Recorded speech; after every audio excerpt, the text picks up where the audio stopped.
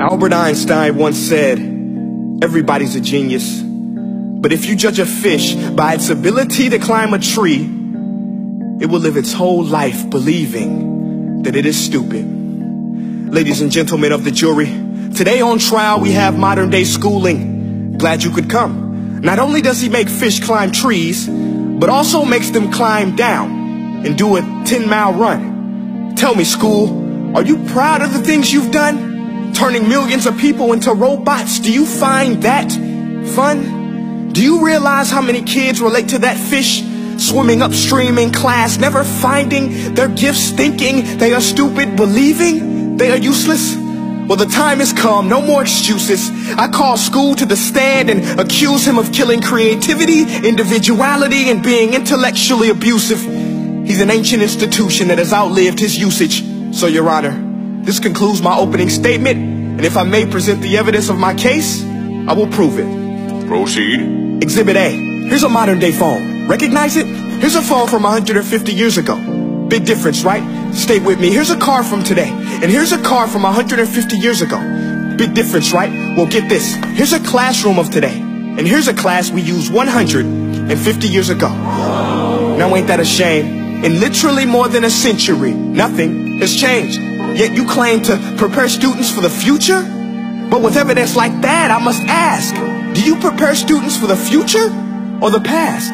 I did a background check on you and let the record show that you were made to train people to work in factories, which explains why you put students in straight rows, nice and neat, tell them sit still, raise your hand if you want to speak, give them a short break to eat, and for 8 hours a day tell them what to think.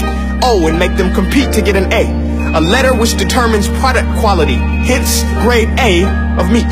I get it. Back then times were different. We all have a past. I myself am no Gandhi. But today we don't need to make robot zombies. The world has progressed, and now we need people who think creatively, innovatively, critically, independently, with the ability to connect. See, every scientist will tell you that no two brains are the same, and every parent with 2 or more children will confirm that claim.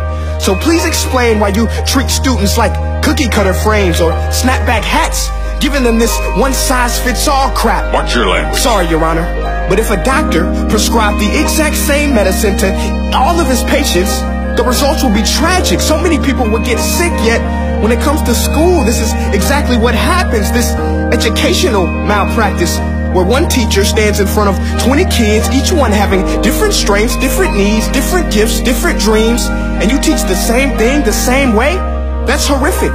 Ladies and gentlemen, the defendant should not be acquitted. This may be one of the worst criminal offenses ever to be committed. And let's mention the way you treat your employees. Objection. Overruled. I want to hear this. It's a shame. I mean, teachers have the most important job on the planet, yet they're underpaid? No wonder so many students are short-changed.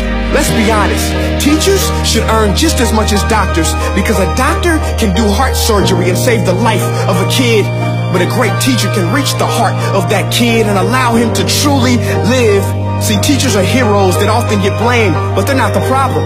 They work in a system without many options or rights. Curriculums are created by policymakers, most of which have never taught a day in their life.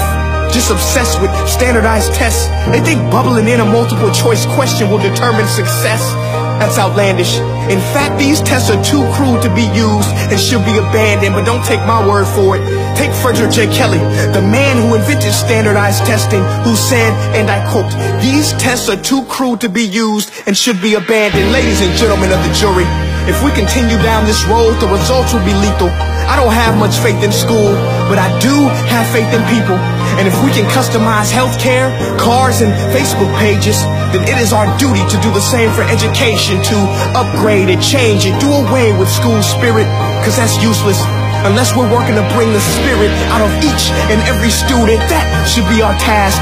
No more Common Core. Instead, let's reach the core of every heart in every class. Sure, math is important, but no more than art or dance. Let's give every gift an equal chance. I know this sounds like a dream, but countries like Finland are doing impressive things. They have shorter school days, teachers make a decent wage, homework is non-existent, and they focus on collaboration instead of competition. But here's the kicker, boys and girls. Their educational system outperforms every other country in the world. Other places like Singapore are succeeding rapidly. Schools like Montessori, programs like Khan Academy. There is no single solution, but let's get moving. Because while students may be 20% of our population, they are 100% of our future. So let's attend to their dreams, and there's no telling what we can achieve. This is a world in which I believe, a world where fish are no longer forced to climb trees. I rest my case.